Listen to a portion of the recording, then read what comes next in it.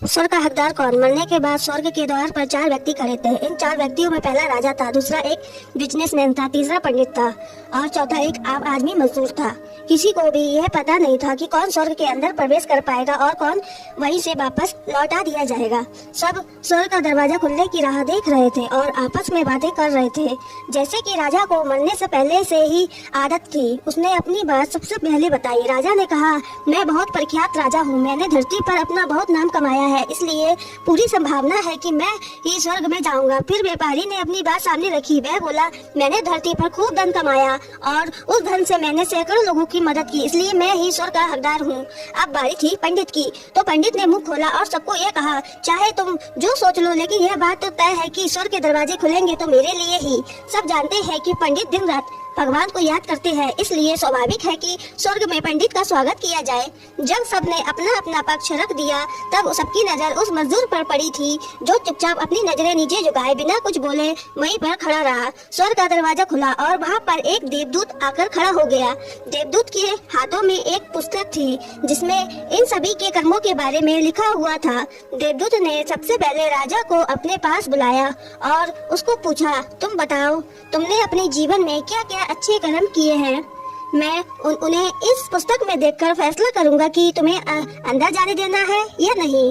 राजा ने कहा, मेरा राज्य जितना बड़ा था उतना ही समृद्ध था और मेरे राज्य के सभी लोग खुशहाल थे, सभी बड़े आनंद से रहते थे। मैंने उन्हें कभी भी किसी भी चीज की कमी नहीं होने दी, यही मेरे अच्छे कर्म है। देवदूत ने अपने पुस्तक में देखा और देखने के बाद राजा से कहा, तुम सच बोलते हो, तुमने अपने राज्य की प्रजा को बहुत सुख दिया था, लेकिन तुमने अपने राज्य की सीमा बढ़ाने के लिए जितने युद्ध किए थे, उन युद्ध की वजह से हजारों सैनिकों ने अपनी जान गवा दी थी।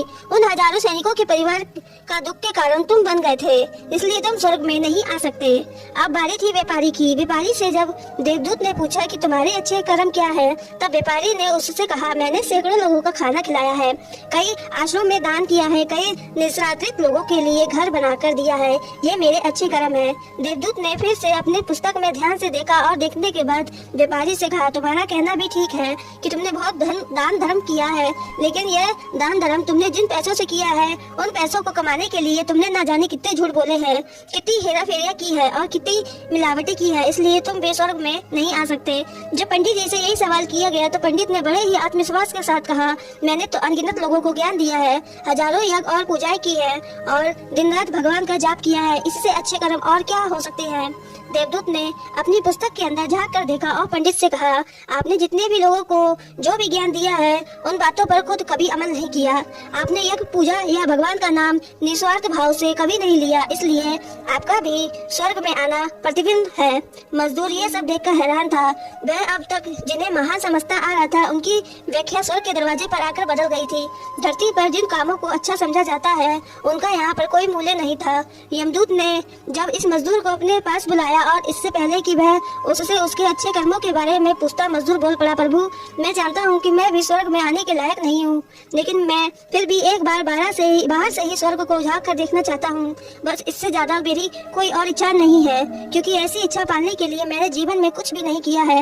मैं पूरा दिन मेहनत करता हूँ और जो भी पैसे कमाता उन्हें अपने परिवार के पालन पोषण में खर्च कर देता हूँ, इसलिए दान धर्म के लिए कुछ बचता ही नहीं। लोगों की भलाई में क्या सेवा करता, क्योंकि काम के बाद जो थोड़ा सा समय निकलता है उसको अपने ही बूढ़े माँ बाप की सेवा में बिता देता। और ये सब करने के बाद मैं कभी कभी मंदिर भी चला जाता और भगवान से जैसा भी मुझे दिया है उस जीवन के लिए धन्यवाद कहता। देवदूत ने अपनी पुस्तक में बड़े ध्यान से देखा और थोड़ी देर देखते ही रहा। फिर उसने मजदूर से पूछा कि तुम याद करके बताओ, तुमने कभी तो कोई अच्छा काम किया होगा। मजदूर ने थोड़ी देर सोचने के बाद बोला, हाँ, मुझे थोड़ा थोड़ा याद है।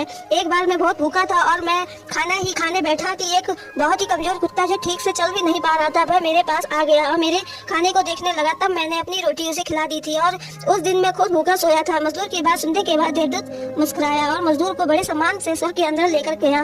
दोस्तों, अच्छे कर्म लोभ मोह माया इन सब भाव में आकर नहीं किए जाते और ना ही उन्हें अच्छे कर्मों की श्रेणी में गिना जाता है। निस्वार्थ भाव से किया गया एक ही अच्छा कर्म भी आपके जीवन के सारे पाप धोने की शक्ति रखता है। इसलिए जब भी मौका मिले निस्वार्थ भाव से और अच्छे मन से अच्छे काम किया करो। दोस्तों, आपको ये स्टोरी कैसी लगी हमें कमेंट करके जरूर बताएं। वीडियो को लाइक करें, चैनल को सब्सक्राइब करें। पूरी कहानी सुनने के लिए आपका बहुत बहुत धन्यवाद।